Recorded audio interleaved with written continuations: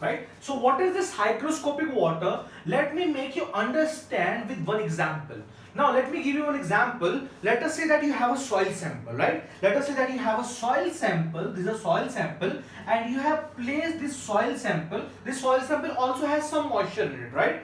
You have placed this soil sample, let us say, in an oven, and you oven dry this soil sample.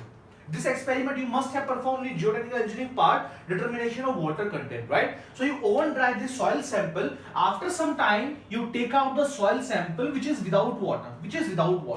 Now, if you put this soil sample in the atmosphere or in open air, then after 1 hour or 2 hours, what you will see is that it has some moisture content in it.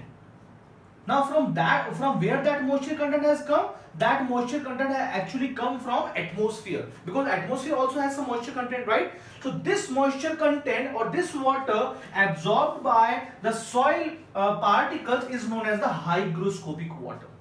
Clear? So you can write it like this, that the water absorbed by soil under the influence of, you can say, in a particular atmospheric condition is known as the hygroscopic water, right? No need to go in deep in that, right? So this is hygroscopic water, and this water, again I am repeating, the hygroscopic water, this water, it is totally unavailable for plants, right? I am writing it here, totally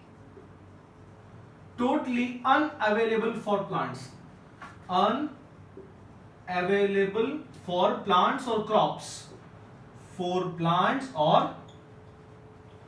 it means that, let us say this is your ground level, we have some crops on the ground, right? And this is, now if this is soil, if soil has some hygroscopic water, the plant roots will not be able to extract this hygroscopic water, because you know that to extract water from soil, it needs some, you can say, suction potential or capillary potential should be there to suck water from, you can say, soil. So it has been found by experiments that to extract hygroscopic water from soil, the plant needs to, you can say, needs to suck this water with a pull of 32 atm.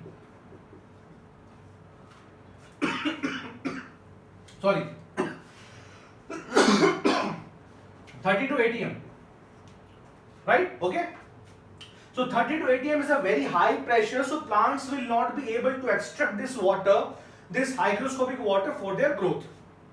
Clear? Now sorry, now let us understand